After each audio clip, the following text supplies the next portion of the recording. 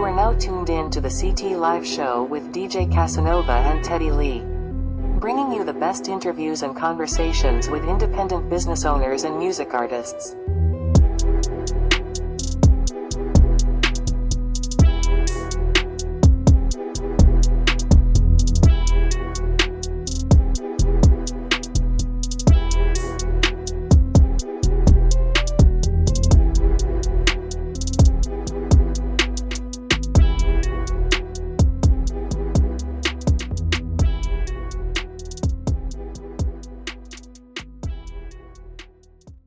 Welcome to CT Live Podcast.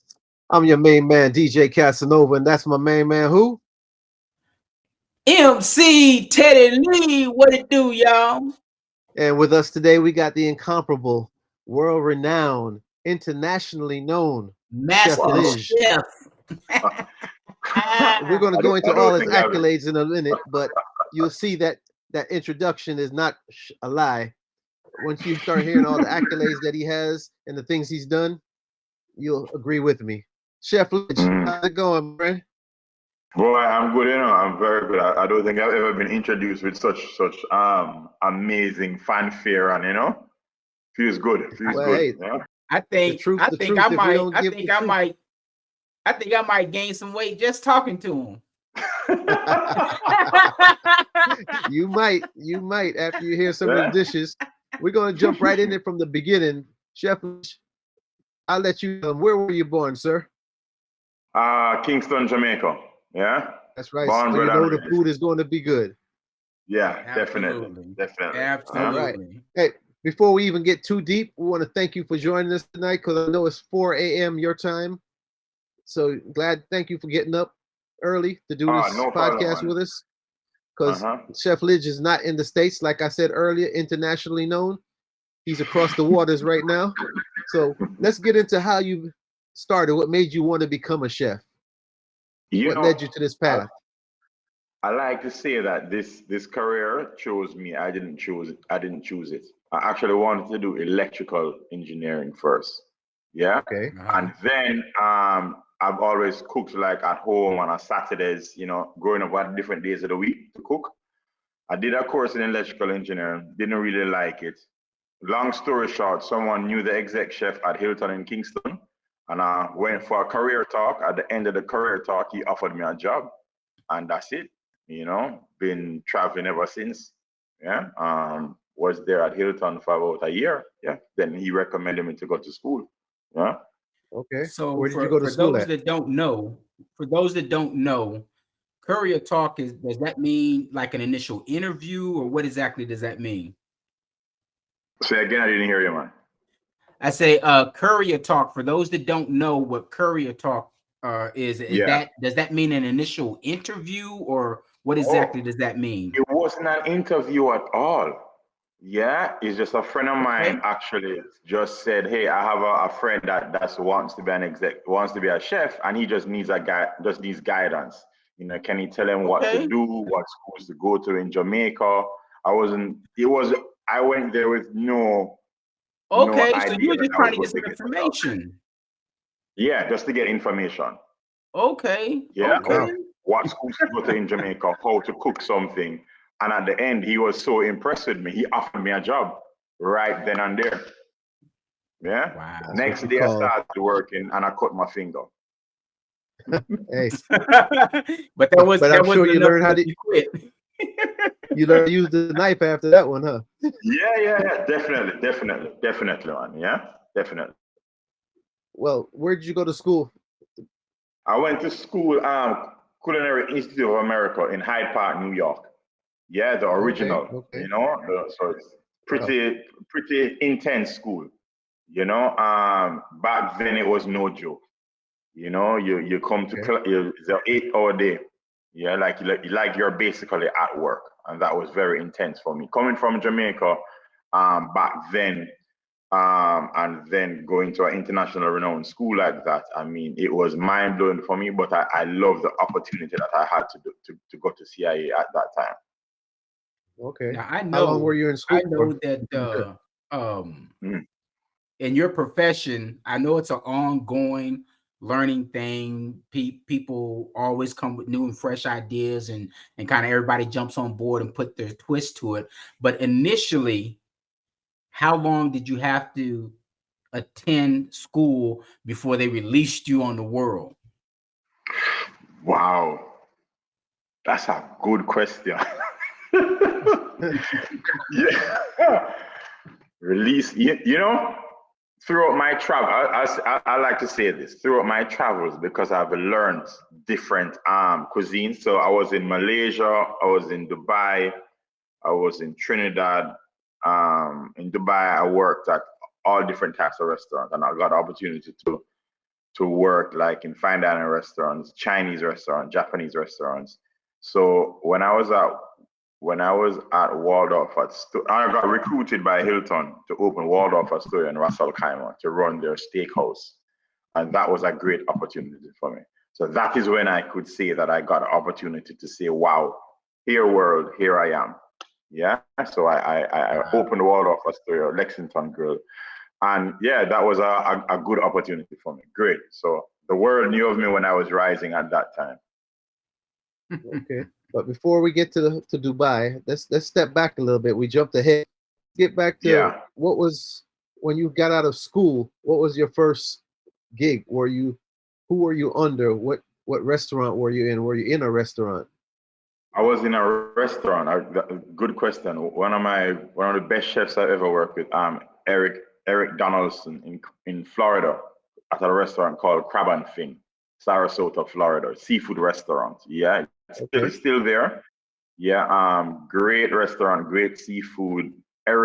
Chef Eric, he taught me the foundation of, you know, working hard, organization, having fun, always accepting high quality, never lowering your standards. I mean, I give an example. When we got scallops in fresh, we would taste them raw. They were that good to check the quality. I mean, it was unbelievable. Yeah, I mean, I would get fresh tuna in weighing 90 pounds, and I'll have to cut the tuna down by itself, you know, remove the skin. They don't do that now in the restaurant industry, but back then, 2 weeks ago, I mean, 2 decades ago, you get the whole tuna in, and you have to cut it down as a chef. No, you don't do that. You know, they get it already cut, vacuum packed. You just open the package and cut it. Yeah. So you learn from the ground up. So you can say you're well versed from the beginning to the end, almost just about.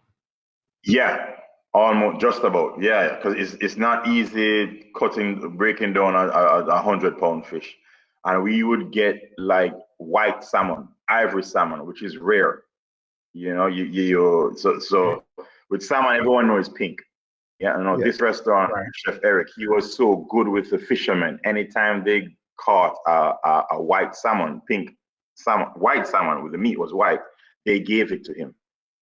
So that was very rare. So he will put a steak of white salmon and a pink salmon side by side. So imagine how beautiful that looks. As a guest, you're thinking a salmon, it should be pink. So you get a pink and a white salmon. And that's it rarely happens. But he just taught me to always have a good relationship with your suppliers, because your supplier, that's key in any business, yes.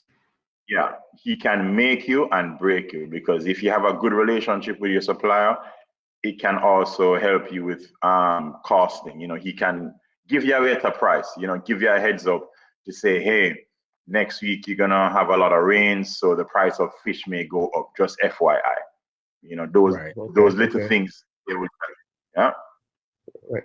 So you learned from a great chef, but did you work your way up in the kitchen, or you went straight after you got out of school, straight as to, were you a sous chef at first, or did you go straight into being an assistant chef or a main chef?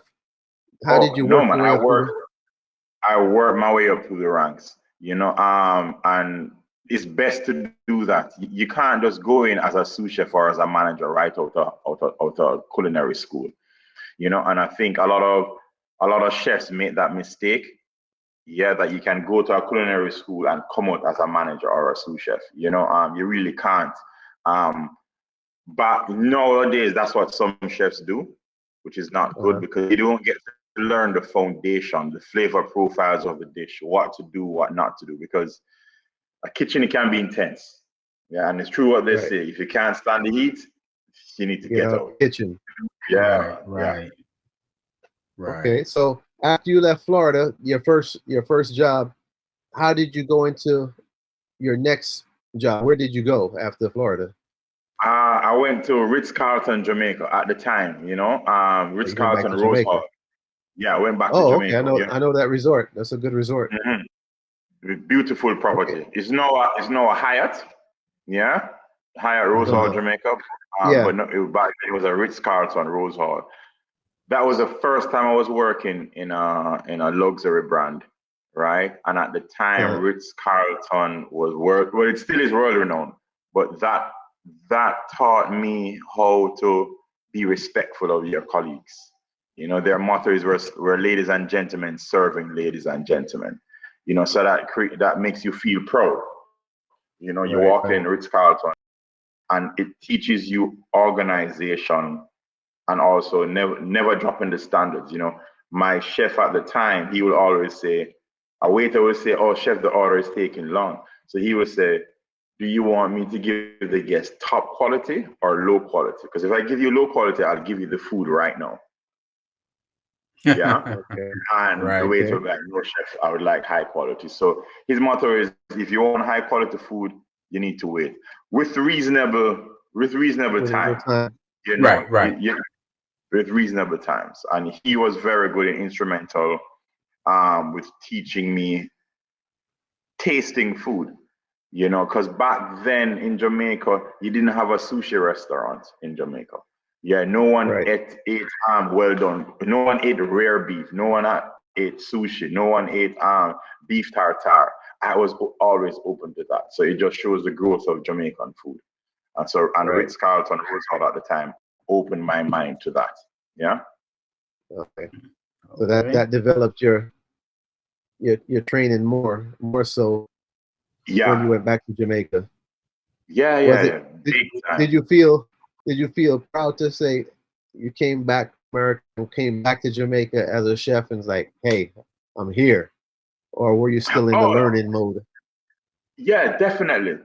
I mean, and a lot of people said to me, "Why am I coming back to Jamaica?" I'm like, "Why not?" At that time. Yeah. And then it was I had to come back also because during that time I graduated when a month after 9/11. So there was nothing going on in the world. Yeah. Everything was locked. Yeah. So and I don't regret working in Jamaica at the time for Ritz-Carlton because it was hard during that time in a chef's career. I mean, everyone remembers that. Everything was, people lost millions of dollars. Yeah. Wow. So how long did you stay in Jamaica? I was in Jamaica for 2 years. Yeah, 2 years. Okay. Then I got the itch to leave again. I went to Malaysia. I saved up some money for the time being while I was in Jamaica. A friend of mine, he said to me, "Hey, come to Malaysia." I just went there for 6 months. Yeah, 6 months. And just to learn. Because I didn't go there with thinking I was going to get a job. And I put on weight. I was eating. Yeah. My Malaysian experience was all about eating because I mean. Okay, so let's keep track here, Teddy. We've got U.S. where he learned seafood in the U.S. Okay, went back to Jamaica, so I'm sure there was some good Jamaican food. Right. Now he went to Malaysia, so that's more what's kind of like Polynesian type food, or Polynesian type food. And so that's three different styles so far. Okay, go on with the Malaysian. So you know what? That brings up this question then. So So myself, I'm from the States. I've been here. Of course, Hawaii is in the States. The only other place I've really been to is Japan. So you, of course, you've been in the States, Jamaica. Well, I've been to Jamaica, States, Jamaica.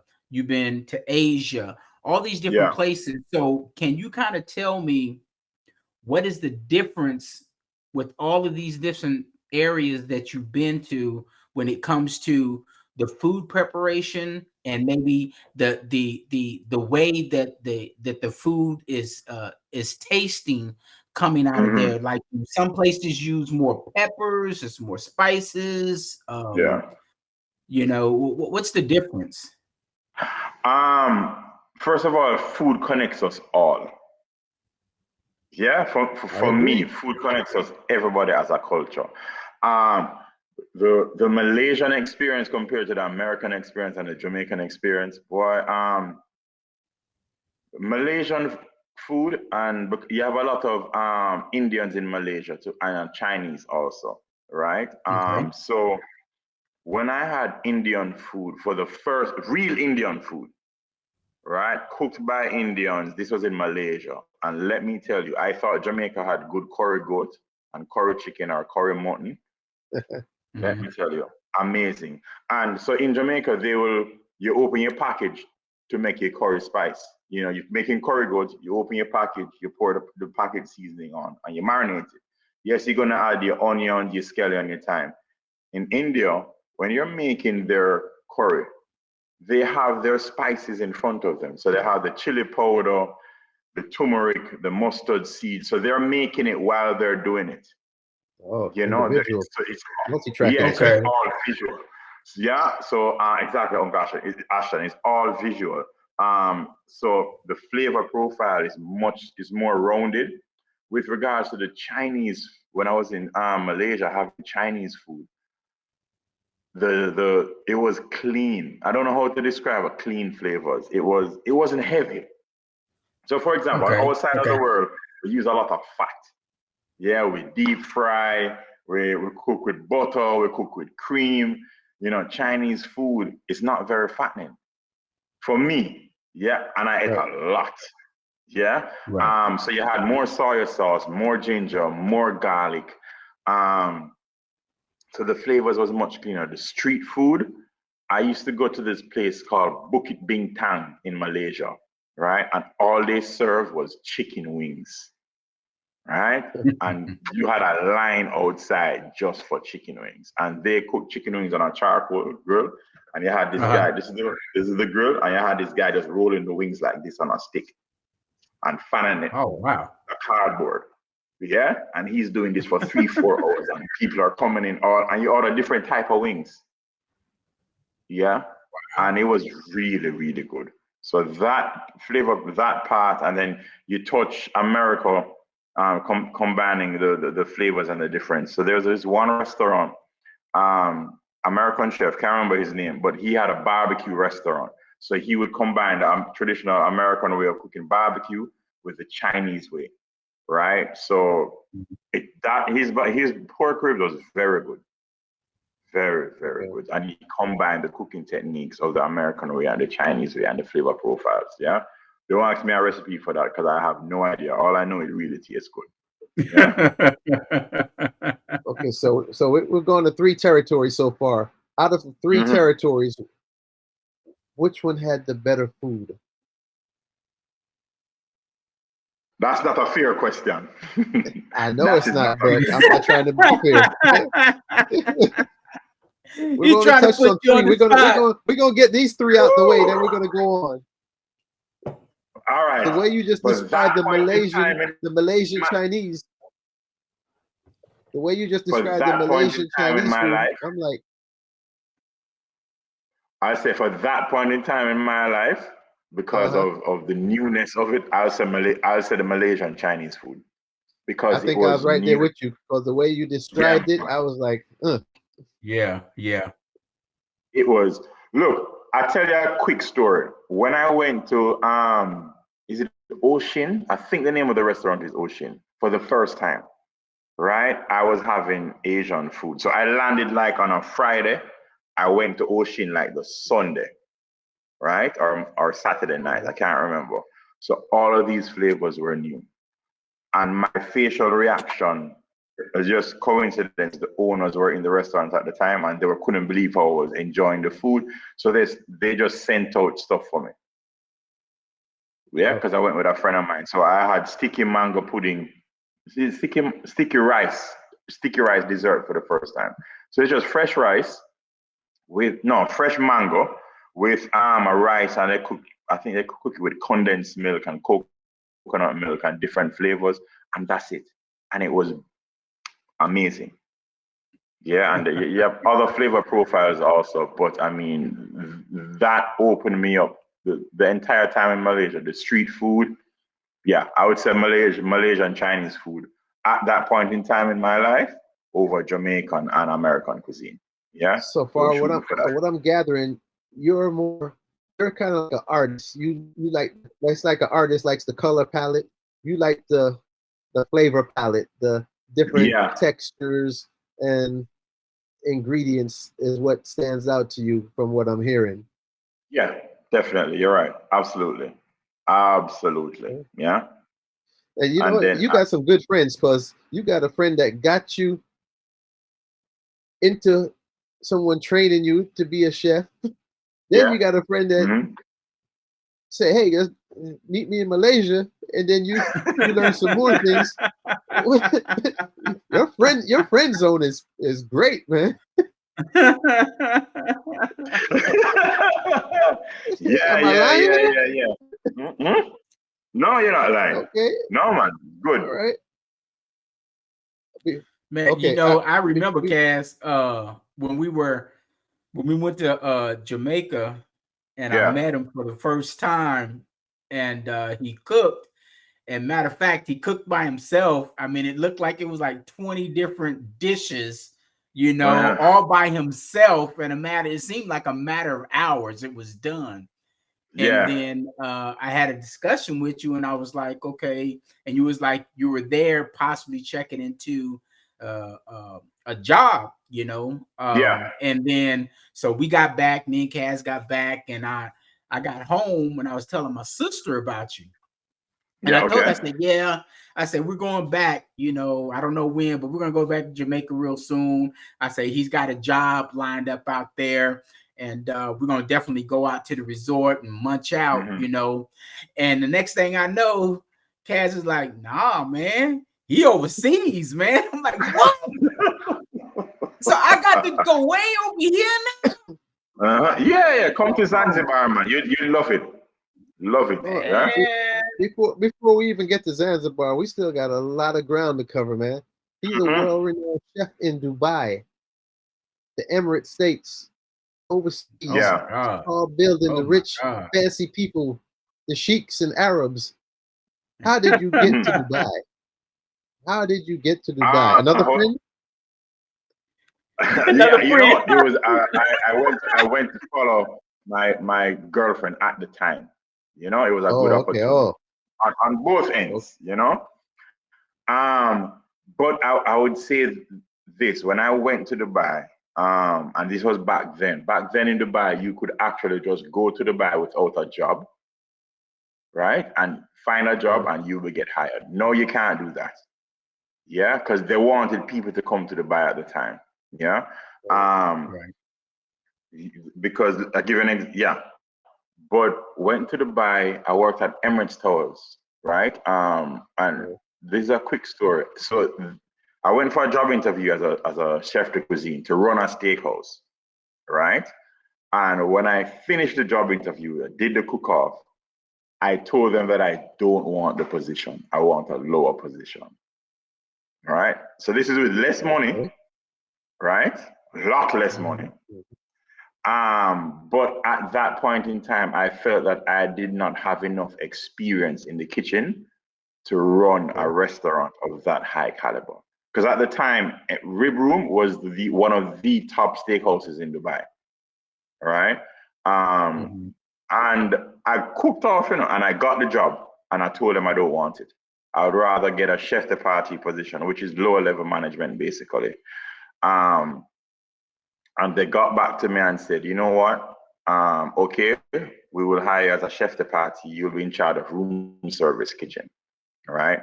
And Ashton and Ted, if you said to me, would you do it over again, taking that lower position, less salary? I'll do it again. Hands down. Was that beneficial, or was that much of a learning? He probably learned a lot more.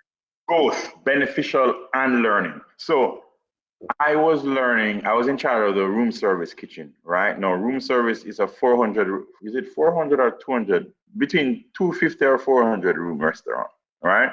Okay. I was learning Indian food. So I was managing Indian chefs cooking chicken biryani, lamb biryani, other Indian dishes. I was managing them. I didn't know how to cook it. So they were actually teaching me how to do it. Right. Yeah. How to make paratha, or some people may call it chapati. Yeah.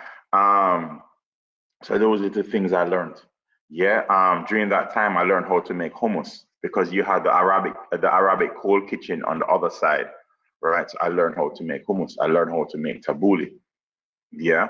I learned how to make, let's see, the Asian, I can't remember the name of the Asian restaurant, which was maybe 100 meters down the hall in the same hotel. Mm-hmm. So I'd walk over to them and learn how to cook Asian food.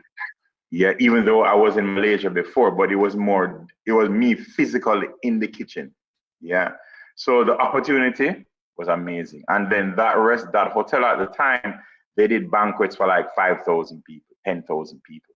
Woo. Yeah. Yeah. So that's a busy kitchen right there. Yeah. So me as a chef de partie, I was learning from all these chefs how to organize, how to manage. Yeah. So yeah, I would do it again. Some people looked at me and said, Lidge, you're missing an opportunity to run the restaurant.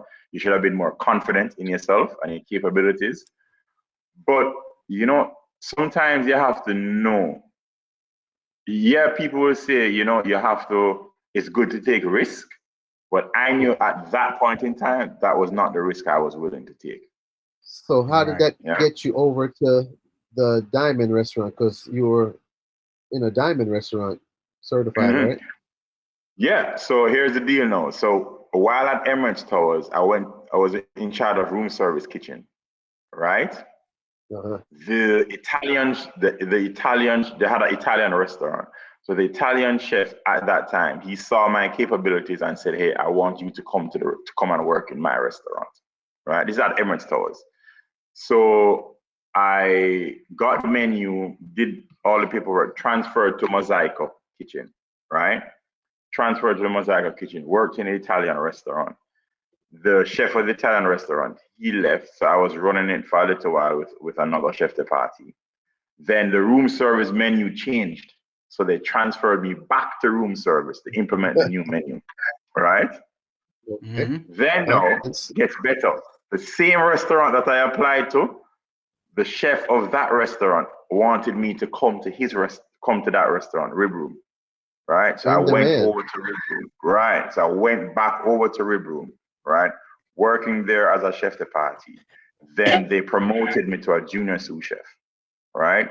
Then no, at that time there was a downturn in Dubai. So the chef de cuisine resigned. So I actually was running the steakhouse for a year and a half, I think. So come back full circle. Came right back to you. The job you turned down, it landed right back in your lap. Precisely. So how they say patience is a virtue, but when you came back around, you had so much more experience in different culinary and you felt better about the opportunity. Yeah, exactly. And then I was more confident to write menus. Right. Yeah, because writing a menu is totally different, So that comes along with sorry to cut you off. Being able to write your menus, that comes along with your food costs and stuff like that, training staff, or is that totally a different section before we even get to the food costs and other stuff? The writing the menus is one, because you have to know what goes with what, and then you have to balance it. You have to have expensive dishes and cheap dishes and dishes that are in the middle. Yeah. Right. And also you have to give people what they want, and there are other times people don't know what they want, so you can play around with that dish. Yeah. And you mentioned food costs. You can be a great chef, you can cook, but if you don't know how to manage your food costs and to run a business, your business will fail. Yeah. I mean, sometimes people think, oh, you should open a restaurant. It's not that easy. because you need someone to manage the books for you. You have to do. Yeah. You know, so back to your. Well, go ahead. You know, back to your question when you mentioned the 7-star. So I was there at Red Room, and then I wanted a more fine dining experience. So Emirates Towers is Jumeirah, a Jumeirah company, and Jumeirah also owns Burj Al Arab, so the 7-star hotel. So I asked for a transfer. No, I didn't ask for a transfer. Sorry, I was due for vacation.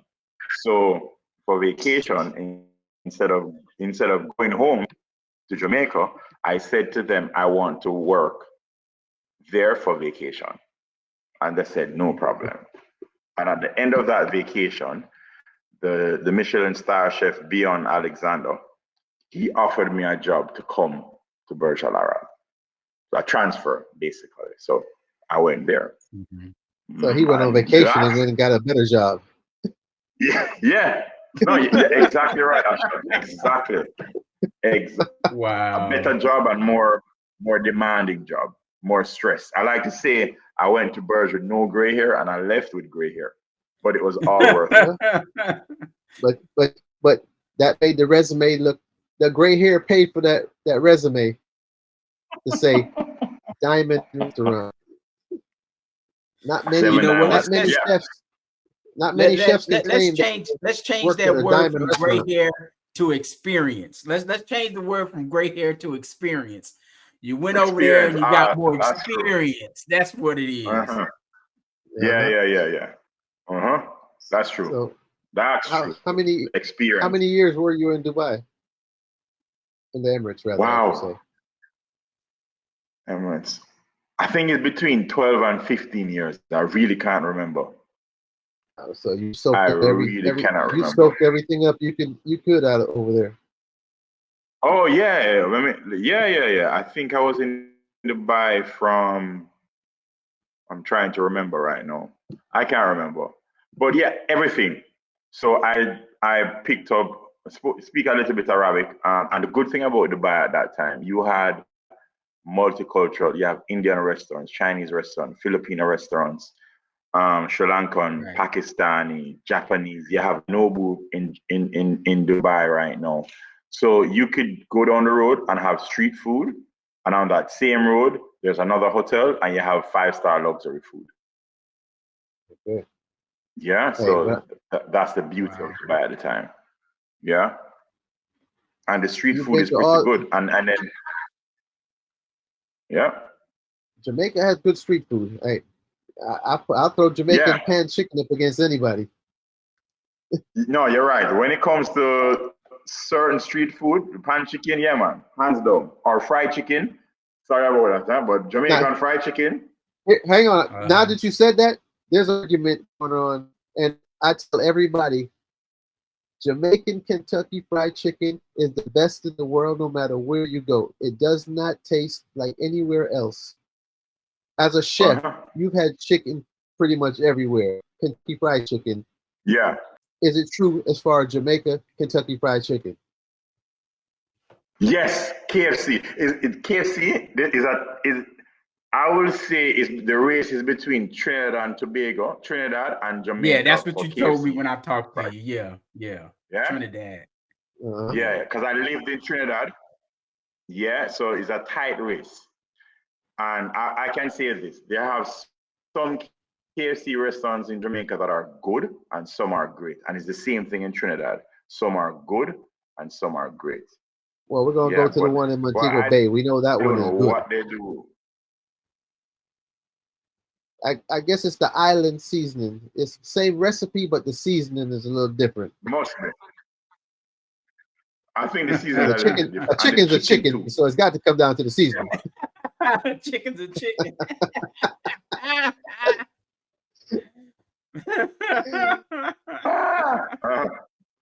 Yeah, ooh, absolutely. Just had to get that out the way. Oh my God. Okay, we touched on the fine dining. Before we even go on to your next adventure, we're talking about street food. Like, street food to me is the basic. You come home from a club or you're on your way home from a nice night out, you're hungry, Yeah. You get some street food, but in some places, that's almost like fine dining. You go out and just sample, go down the street. You get a little of this, a little of that. And that's some good food also. Some people might make up their face like, I'm not eating that, but they've never tasted it. And once they taste it, it's like, I can't believe they're cooking this in a time over open fire. Yeah. So telling people, open your mind. Go ahead, sorry. And you know what it is with street food? I think street food, because it's his livelihood. You know, it has to taste good. You know, and mind you, high-end restaurants, the food has to taste good, right? But when you're under those circumstances, I can't explain it. I've never been a street food vendor. I've learned from some of them. But street food does always taste good in any country you go to. Yeah. So like why is that? Why is that? I used to say it's because you're coming from the club and you're half drunk, but I've had it when I'm not drunk. So it's good. It's good both ways. So I can't say it's alcohol. That's true. It's good food. It's good food. Yeah. And somehow everyone has their own little bit of this and that they put in it to make it distinguishable from the next one. But yeah, I've never thought I could go to different places and taste chicken or jerk pork or something from different people so much, and it's all distinctive taste and flavor. Yeah. Absolutely right. Absolutely. And all tastes good. Yeah. Right. Now Jamaican food is cooked with a lot of spices and peppers, correct? Correct. Yeah, correct. Because I do remember the last trip we went to Cass in Jamaica, and we went to the restaurant that was over by the water. Well, I say by the water. Every place in Jamaica is by the water. But but I got the fish, and they cooked the fish. Into a pepper. Man, I'm like, I'm eating. I don't know nothing about this. I'm thinking it's part of the dish. So I bit into it, and the next thing I know, like, I'm about 10, 15 seconds into this pepper, and I'm like, hey man, hold up, man, something ain't right, you know? And my mouth is on fire. It is on fire. I'm sorry. Water. I'm just telling you, man, I'm grabbing water. I'm drinking water. I had to walk off from the table. I walked behind the restaurant next to where the ocean is. And I'm sitting there. I'm just like, and I know I'm about to Earl. I know I'm trying to get this up out of my system. You know, and I was over there so long that Cass had to come around and check on me to see, man, you all right? I say, man, I don't know what that was. Pepper, man. Yeah, I don't eat it. I don't do it. But you know, Teddy, you know, you have Jamaicans that eat it just like that. So they'll have their plate of food, and beside them they'll have the Scotch bonnet pepper cut. Oh my God. And they'll mix it in the chicken or the rice and peas or the pork or whatever they're eating, and then eat it. Man. God bless with seeds and everything, huh? Man, God bless them. Yeah, I like to enjoy the flavor of my food. I don't want to be all the time. Yeah. Absolutely. I'm like that too. I am like that too. Yeah, but yeah, man, Jamaican food is spicy. But I like to say what's unique about Jamaican food, it has Indian influences, has Chinese influences, a little Spanish. And you may not think how Jamaican can have Chinese influence, Spanish influence. Okay, so let me give you a little Jamaican. Escabeche fish. Escabeche fish, Right, so you know the fried fish with your onion, your carrot, your vinegar. Okay. traditionally, so when the Spaniards came, it's not they call it originally, everybody knows ceviche. So Right. escovitch is actually from ceviche classically. Okay. Right. So you use the lime, of course you use your lime and your onions and your peppers, right? And you have the raw fish, right? Now culturally in Jamaica, we're not going to eat raw fish, right? Yeah. So they use the vinegar. So imagine the vinegar, you add your onions, your spice, and your pimento to it. So it's basically the same thing minus the lime juice, and we just fry it. So escovitch actually is derived from ceviche, in my opinion. And then you have, like, a lot of people don't realize, Jamaicans, we use a lot of soy sauce in our food. Yeah, when we're marinating the chicken or fish or pork, a lot of soy sauce, a lot of ginger, a lot of garlic. Yeah, so it is I like to say that Jamaican food is influenced by, especially our African cuisine, also from different African countries. Yeah. Okay. Wow. Okay. Let's get back on the next plane. After you left Dubai, where did you go next? I went to Aruba. Hilton Aruba. Yeah, Hilton Aruba. It was Hilton Aruba. I went there for, I think it's 2 or 3 years I was there for. Yeah, Hilton Aruba. It was Hilton took over the property, so they're rebranding the property. Yeah, and I went over there to help out with their steakhouse and their beach restaurant. Yeah, and the Sunset Grill is the name of their steakhouse. So at the time, Sunset Grill was like 100 on TripAdvisor as it relates to the restaurants in Aruba. When I left, it was fluctuating between number 1 and number 10 in Aruba. Okay. Yeah, but that was hard work. But I have you see, the thing is, and did your thing. And I have a good team. I've been blessed to have good teams that I've worked with, that listen to me, that accept my guidance, because sometimes if you don't know how to guide people, it don't matter how well they can cook, you have to learn how to guide them. Yeah. You have to have a team behind you, or a team that believes in you. Yes. Because a lot of people don't realize, like, when you're a chef and you run your restaurant, you don't cook that much anymore. You cook, but you don't cook that much. You guide everybody. Yeah. Yeah. You hide everybody. I mean, he's not going to cook the spaghetti or the fish that you eat. He's running the restaurant. He's managing. He showed the people how to cook it. Yeah. So, so in your hiring process, Yeah. what do you look for when you're stocking your kitchen with employees? What do you look for in your employees? Attitude. You have to have the right attitude.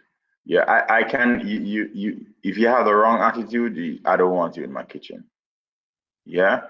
And then also you have to have a desire to learn and to listen to people.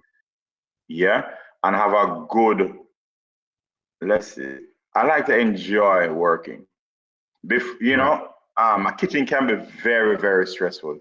So you have to learn how to be, you have to be not to be too serious.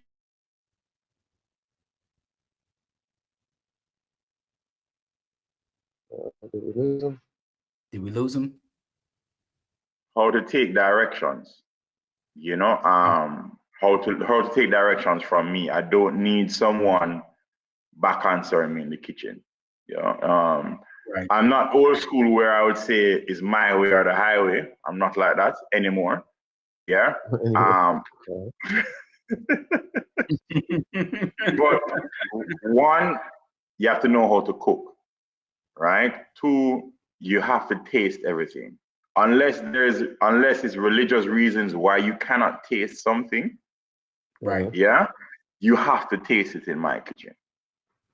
You can't look on me and say, I don't eat ceviche, I don't eat raw fish, then I can't hire you. Because, and I know a lot of people might say, but that's rude, that's a personal preference. But if you're a chef of a high caliber, right, and you want to do certain things, you have to taste everything. Me, I don't like shrimp. I don't like lobster. Right? I And love that's a it. personal My two preference. favorites. Precisely. But I make it if you're cooking shrimp, or if you're cooking lobster, Ashton or Teddy, and you say, Lidge, can you taste this? I'm going to taste it.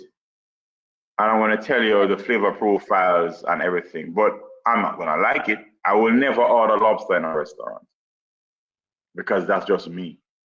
Yeah. Right. And lobster tastes good, but I just don't like lobster. Yeah. So if I'm hiring someone, you have to be able to taste almost everything unless it's religious reasons. And then Right. Working well with others. You have a lot of personalities in the kitchen, in the hospitality industry. Yeah. That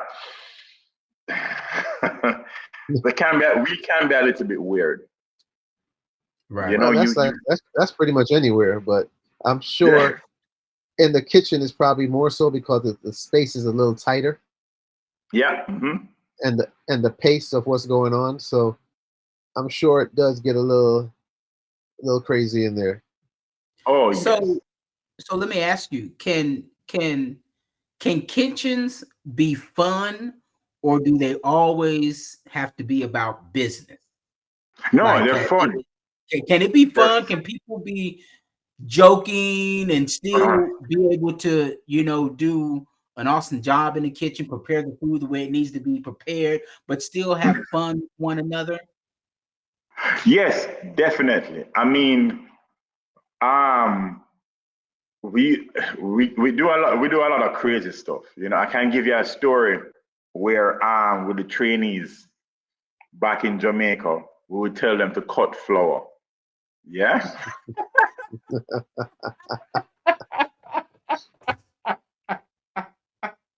So we put flour on a cutting board and tell them with a knife and tell them to cut the flour. It's easier, it makes the bread taste better. So simple. Oh my God. And they would literally do it, right? Probably not asking any questions. They literally do it, yeah. So they're not asking questions. They're like, it doesn't make sense, but I guess there's something to it. I get to do it. Yeah. Do it, yeah. And you joke around in the kitchen, man. I mean, not to get too much into details. Yeah. There are times I remember once there was a time where this guy, I'm not going to mention where we worked, yeah, but this guy went into another person's locker and put chili powder in his pants. So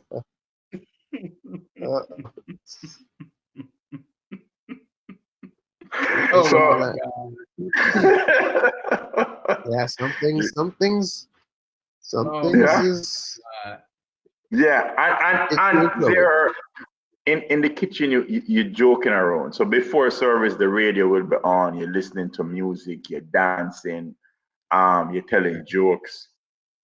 You like with me, I have a thing in my kitchen. If I'm cooking something, I always joke and say, wow, amazing. So sometimes my team will even say that to when they're cooking and they taste the food. They'll be like, wow, chef, amazing. So those are the joking things that we can do in the kitchen. That's like any job where I've been a manager for a couple of different type of businesses. Yeah. And I used to tell my staff, I'm the easiest boss to work for, long as stuff gets done. We can laugh, joke, play around all day, long as the hands are moving and things are getting done. But if you can't talk and hands moving at the same time, don't talk. Mm-hmm. Yeah, absolutely right. Absolutely. And you if you don't have fun in a kitchen, the stress is high, but you need to have fun and discipline at the same time. Yeah, because you can. It's like street food. You taste a lot. Street food tastes so good because the love is in the kitchen. Love is in the food. Yeah, and here's. Go ahead. Finish it. No, man, that's it. Wasn't saying anything else. Okay, I'm gonna put you on the spot as a Jamaican, and you've been in all these different locations so far. What is the best food that you like to prepare? Jamaican food, Malaysian food, steaks. American food. What is what is your specialty? If you had to say this is my best dish I can cook for anyone, what is it? Can I Yes, be the that's a fish? hard one. Huh? No. All right. Matter of fact, all right. Give me your top 2 dishes. I won't let you do one. Give me your top 2. All right. Or Okay, you know so what? You know I what? run You know what? steak. Let's make it easy for you. Let's do this. Ask him, Kaz, what dish does he enjoy the most in preparing? Because that probably puts you in a mode of, you know, things that you like to do with that particular ethnic or that particular type of food. It takes more to do that than it may do to do steaks on the grill. You know, you get more involved. Maybe that's a better question. You probably enjoy all the stuff you make, and you're probably good at every dish. I mean, that's what you do. You learn how to do these dishes and put your spin on it so that people know you for that dish. But what do you enjoy the most in making? I love to cook. Well, I used to run steak houses, so I love to cook a good steak, right? I love to cook fish. Simple escabeche fish, fried fish. Yeah. When I'm missing Jamaica, I cook a fried fish, escabeche. Yeah. When I want a light fish, like what I had for dinner yesterday was just pan-seared fish with some caramelized onions. I finished it off with some lime juice, some capers, and brown butter and parsley, and that was it. Yeah, and I had some what was it? It was some Leonese potatoes. No, Heron, just sauteed potatoes. Sorry, and that was dinner for me last night. Yeah, that's a good answer. But see, Teddy tried to let you off the hook, but I'm not off that easy. I want to know what is that one dish. If they said, Chef Lynch, come do this event for us, and we want you to give us your best dish you can put forth. You're going against the top 10 chefs in the world. What's that I tried dish to help you, brother. I tried to help you. You're gonna come and put on the table? You know what? A dish that I have in my restaurant right now. Which is? That's what I'd say 3 dishes. Okay. It would be 3. All right. What's those 3 dishes? One is an escabeche ceviche. Yeah. Describe it. Describe it. All right. So let me picture this. You see my screen, back screen? Picturing. I have a fishing village on that side, right? Okay, so that's the background where your restaurant is. Local people. Right, it's the background. So I have a fishing village on the right. I buy the fish in the morning. I make ceviche, right? So in the ingredients, so think fresh, light, and spicy, right? Then I paired it with a avocado, a guacamole, right? And simple guacamole with vegetable oil, salt, fresh cracked pepper, and parsley and lime juice. Yeah. Now the spiciness of the ceviche from the Scotch bonnet pepper, the onions, and the carrots. So that's the same ingredients that we use to make ceviche, escabeche sauce, right? So I use the lime juice for that, and I serve it with cassava chips. So you have the spice, the coolness of the guacamole, and the crunchiness of the cassava chips, right?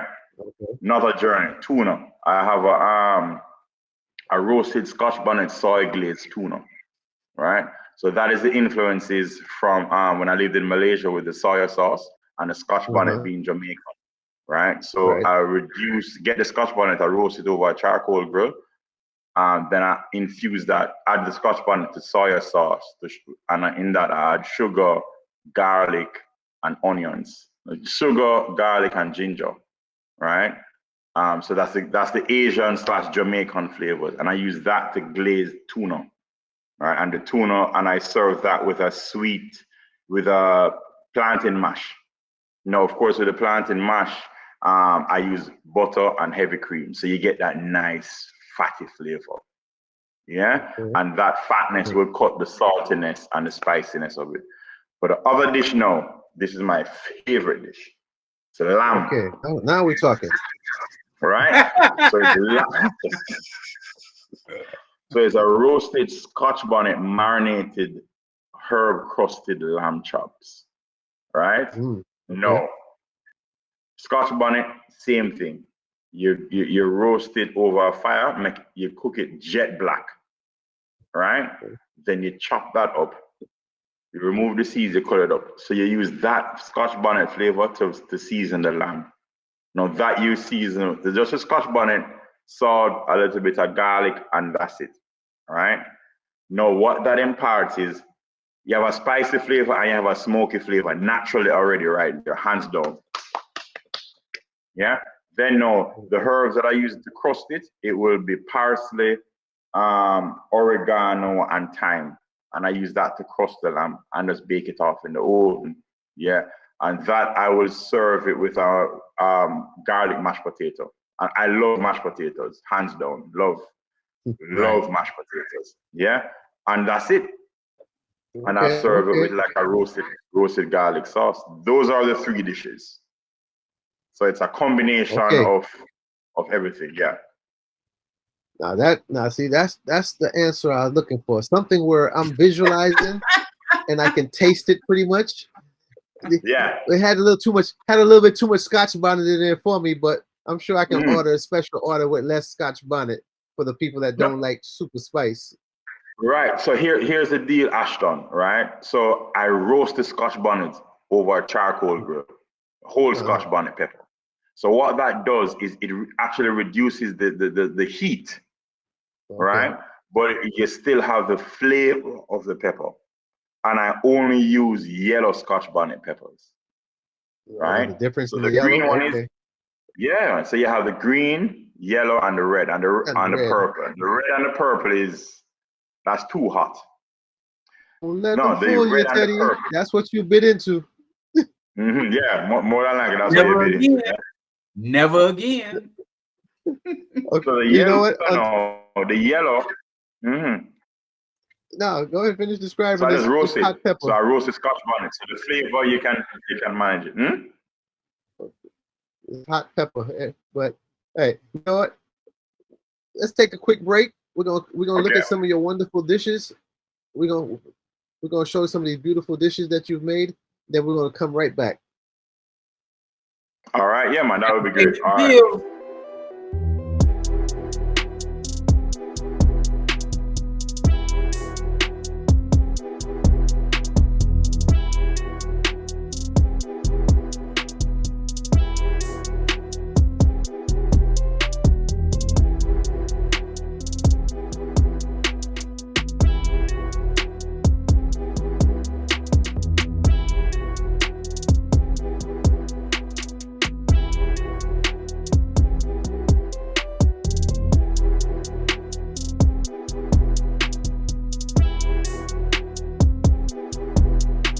Welcome back, everybody. You're back live with CT Live with your boy, MC Teddy Lee.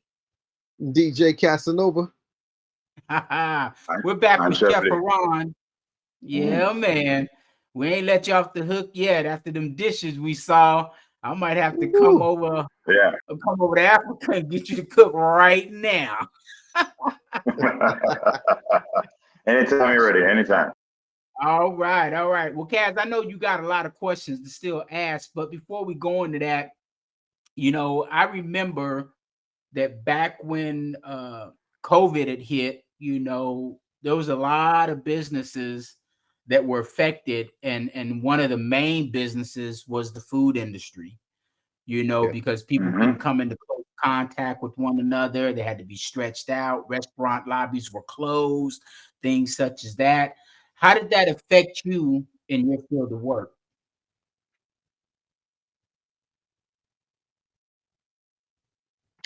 Could you repeat the question? The internet just went out a while ago. Oh, not a problem.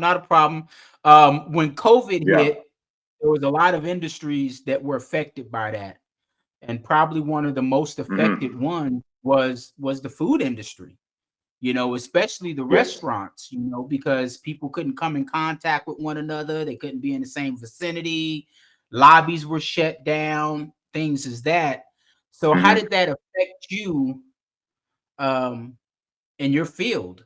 You know, what kind of things did you have to do in order to survive that period? Wow.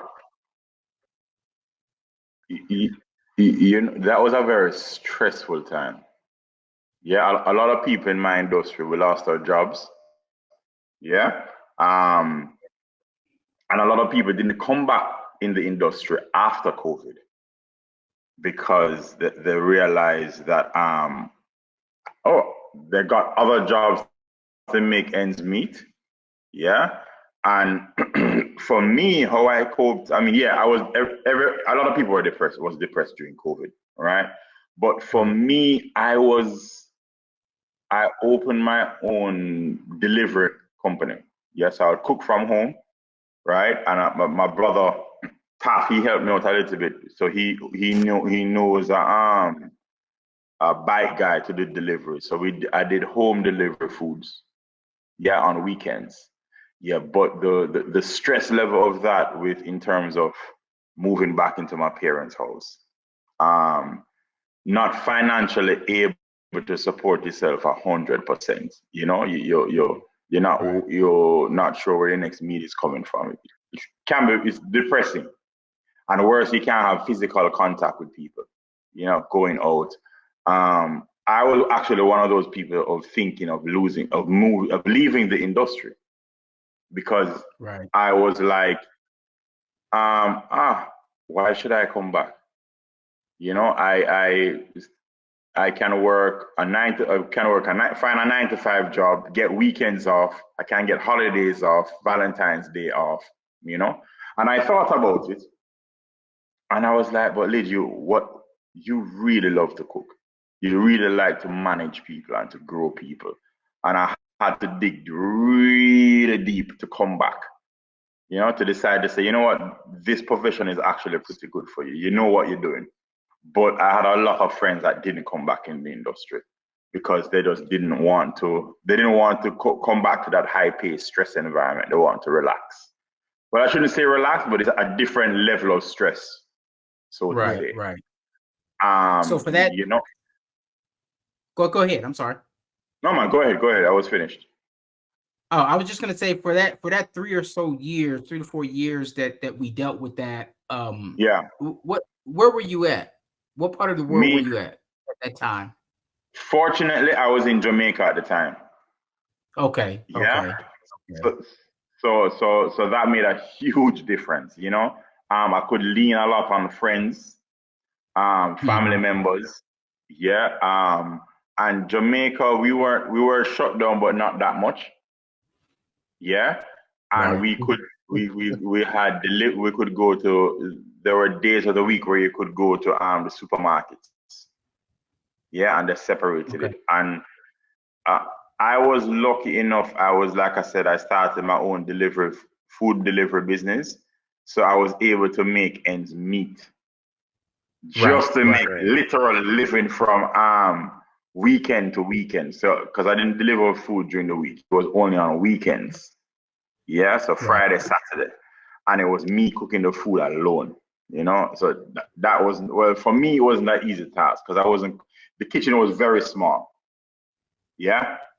So I was lucky with that, but it was still stressful. You know, you're using up your money that you don't really want to spend.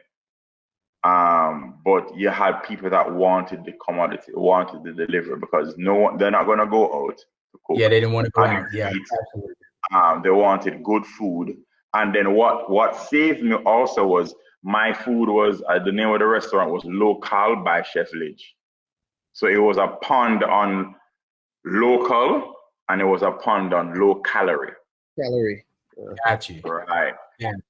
So when I did the menus and I put the flyer out on Instagram and all those places, it had a calorie count per dish. So for example, if someone was diabetic and they had a specific calorie count and I would cook healthy food, I wouldn't have any deep fried items. I wouldn't have rice on the menu at all. I'll have like potato, yam, stuff like that. So it was also catered to the healthy people. And I would go to the market to get food, to get the vegetables. You know, Coronation Market, which is well known in Jamaica for fresh vegetables. So it was a pond on those things. Yeah. Oh, okay. And then now I know that like my industry that I retired from was the car business. And in the Okay. car business, we worked a ton of hours. It wasn't nothing for us to work 10 to 12 to 13 hours a day, you Yeah. know, in the car business. That's just an ongoing thing. So I know that in the food preparation, I know that you chefs work tons and tons of hours.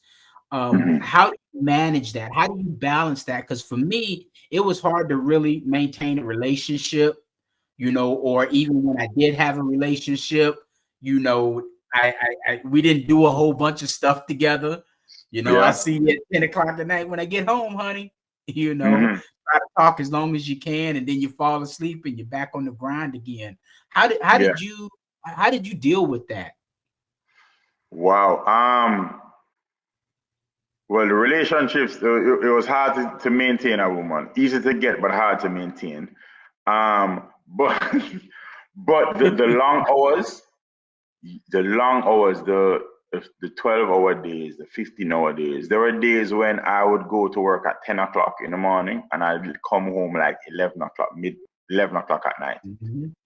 Yeah. Yeah. And then back on the grind again the next day. You know, Christmas, New Year's, you're working. Valentine's Day, you're working. You look. It's hard to create a balance, right? When you're grinding and you want to reach a certain level in your career, and people always say, "Oh, you need to create balance," you know, between your personal life and your work life. But when you want to reach far in life and have a specific career, there's no balance. Right. Yeah, you can have balance when you reach the top and you have people to work with, and you can organize yourself and organize and tell them what to do. So you will create the balance when you're at the top. But when you're rising to the top, it's not that much balance. You just You got to do have to what do you the got to long do. hours. Yeah. You have to, Yeah. and I mean, I love my profession. I'm happy that it's changing, because back then when I was coming up, you know, there was a lot of emotional abuse, you know, the longer hours. No, and since after COVID, a lot of chefs and people in my industry, they're not doing the long hours anymore. You know, Okay. they're not doing the 12-hour shifts, the 13-hour shifts. Yeah, because they're realizing you need to have a life balance. So the kids coming up now in my industry, which is good, they're putting their foot down to say, look, I'm not doing the 15-hour shift, the 12-hour shift. Yeah, I'm doing the 8-hour shift, or between the 8 and the 10-hour shift, and I'm going home. Yeah, Right. and I'm taking my hour break or my half-hour break. Me coming up in the industry, an hour break? You're crazy. I don't that go comes back around half-hour to break. having No, a, no, no, no. that comes back I didn't around go to half. having a good staff. Yeah, precise. Good staff, time management, and time management was the key. So when I was at another property, we as a team, we went to lunch as a team. So I would say by the restaurant opened at 7, we went to lunch every day, family meal every day at 6 o'clock. And it don't matter if you finish your prep or not, you're coming to family lunch. Yeah. And we will sit down, and I told them no cell phones allowed at the table. So what that did, it built the team. It made us have to talk to each other, to get to Right. know each other. Yeah. And it was more relaxing also. To go back to the question that you had, how you have fun in the kitchen. I created fun by generating that rule when we went for lunch. So no cell phones. So you had to speak to your chef, your colleague beside you had to speak to them. You had to joke with them. Right. I mean, there were days Eye when we would, contact. You had to have eye yeah, contact. You know. yeah. Yeah. So there are days where we were at the at the table. My team, when it was 10 of us, sometimes we'd be laughing and joking. you know, and other teammates who want to come and sit when my team will come and sit, because we're joking. And there are times when people come and sit, want to join the conversation, and we'll be like, no cell phones. You keep your cell phone in your pocket. Right. Yeah, you can't answer your cell phone. Nothing. Yeah, unless it's your family member calling, yeah. But at the time, no TikTok, no Instagram, no nothing. Yeah, to go back to that conversation. Yeah. All right. The stress. So, I know you've done different countries. You've done some, we won't get too deep into it, but you've done some royal families, cooked for a lot of different type of people, different peoples. So, but a lot of that is confidential in some aspects, so we'll skip over that part. Yeah. And so what part of the world are you in now, and what are you doing? Okay, so at this point in time, I am in Zanzibar. Yeah, so the screenshot is actually the restaurant that I'm at. Okay, where is Zanzibar? For some people that don't know their geography and demographics, break it down to where is Zanzibar? So Zanzibar is in Africa. Yeah. Okay. Is a island off the coast of Tanzania. So it's ruled by Tanzania. So the country is Tanzania, and Zanzibar is the island off the coast of Tanzania, off the coast of Africa. It's small country. They're just developing their tourism right now. You have a lot of African Americans coming here in Zanzibar, also Europeans also. Yeah. So the restaurant that we're at right now is called Heron Off the Grid. Yeah. So we are off the grid, and Fahari in Swahili means pride. Yeah. So it's Fahari Off the Grid. It's a Jamaican restaurant, but it's Jamaican food, but it's not, because so my background, yes, is Jamaican, and I know how to cook Jamaican food, but I've combined all my experiences of working in different cultures and different restaurants to create the menu at Fahari Off the Grid. And it's a permaculture property. Yeah, so a lot of farming is on property. So it's but the farming that we have there now, it's grown, freshly grown, right? And like for example, we have coconut water on the menu, right? And we'll have over 50 coconut trees on property. Yeah, so you order your coconut, borderline to pick the coconut in the morning or the day before. Yeah. Okay. Climb, chop, keep it in the fridge. Yeah, and that's it. You know, and we use I use local ingredients. Yeah. So for example, like I mentioned, we're the fishing village. So we'll buy tuna, we'll buy kole. I have baobab. I have there's a tree called baobab, you know, very popular in Zanzibar and Africa. And it's a powder, it's a fruit. So I use baobab in some of my menus. Yeah. Another menu item is we have coconut trees, we have banana trees, and we have a lemongrass tree. So I have a dessert actually. It's a coconut banana lemongrass gateau cake. Yeah. Okay. So and all of that, the banana in Jamaica we call lemongrass fever grass. So it's a combination of the cultures. Okay. Yeah. And it's our motto for Fahari Off the Grid is barefoot and bougie. You know, so you come, you relax, but you know what? It's you relax, the seas in the background, but you're barefoot and you're bougie. So you're having great food, high quality food, cooked by an amazing chef, me, and I have a great team also behind me. Yeah.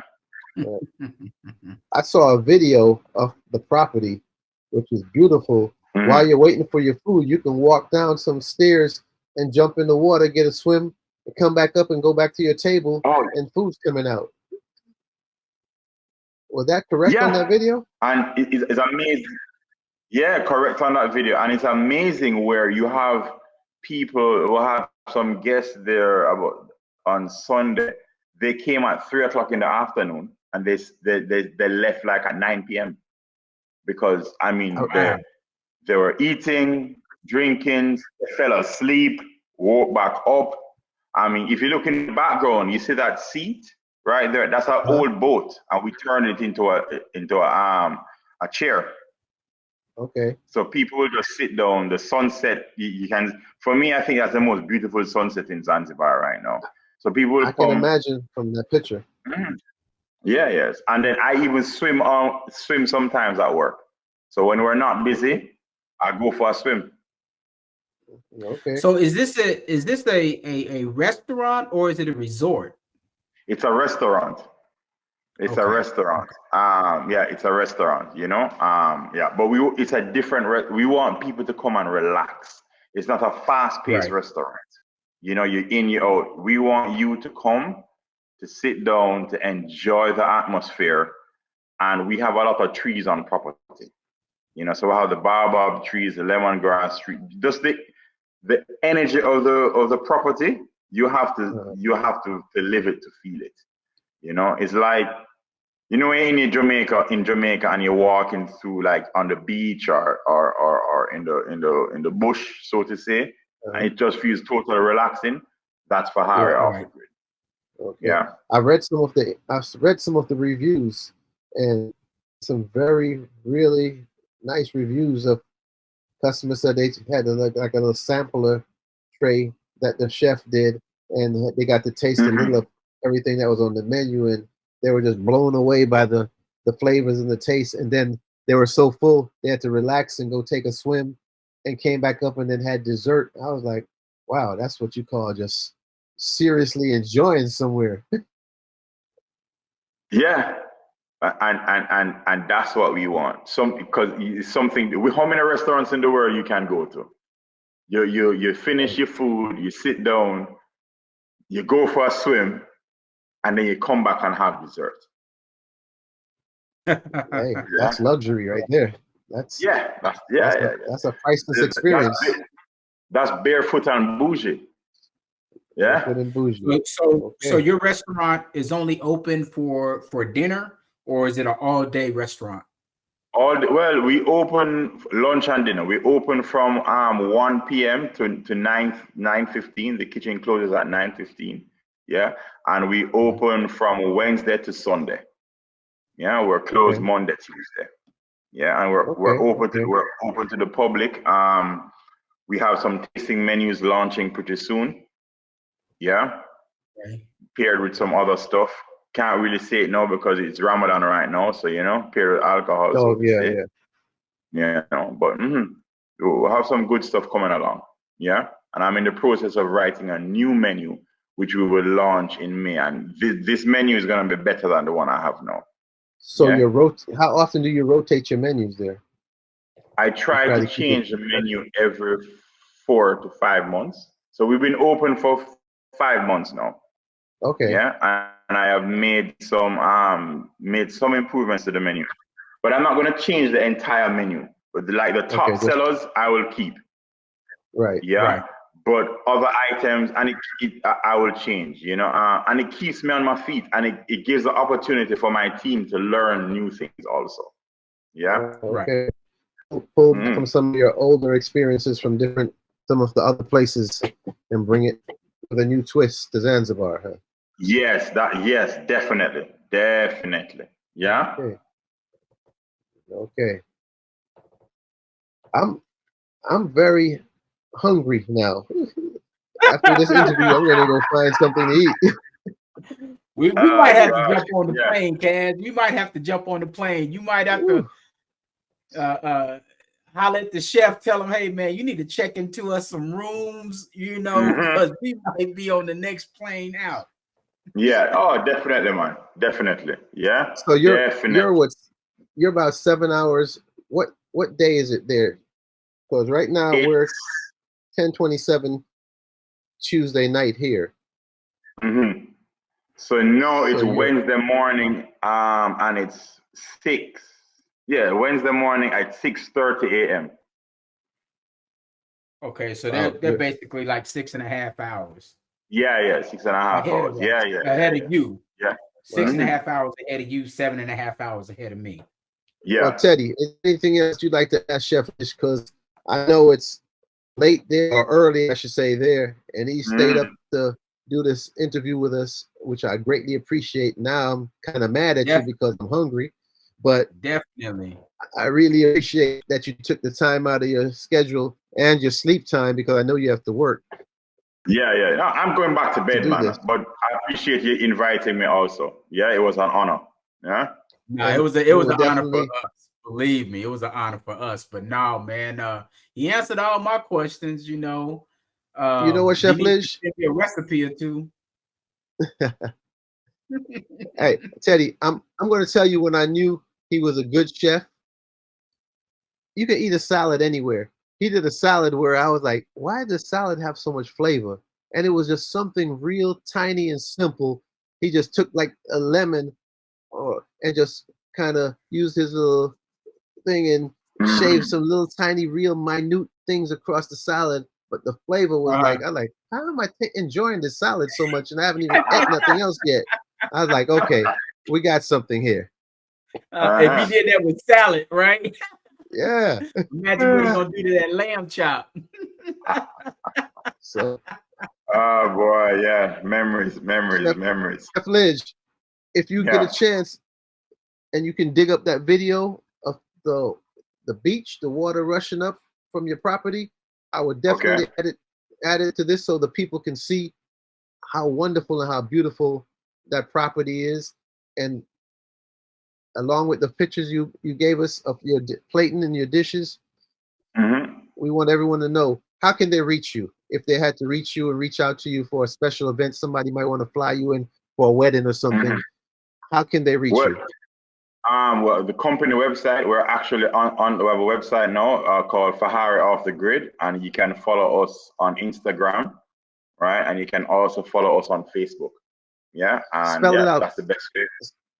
Can you spell it out for me, please? Fahari, Fahari, off the grid. Yeah. Okay. Right. Fahari off the grid. And Fahari means pride in Swahili, and we're off the grid. You know. All right. And for those that should happen to see the chef on the CT Live show, if y'all happen to take y'all butts across the seas and y'all end up at his restaurant, make sure you tell the waiter or the waitress that you saw him on CT Live, and I bet you the chef will come out there and shake your hand and make sure that you're enjoying your meal. Y'all make sure y'all definitely. Without a doubt. On that note, thank you for joining CT Live Podcast. Your host, DJ Casanova, and my main man, who? Teddy Lee. Chef Liz, it's been a pleasure, my friend. Same here, man. Thanks for having me.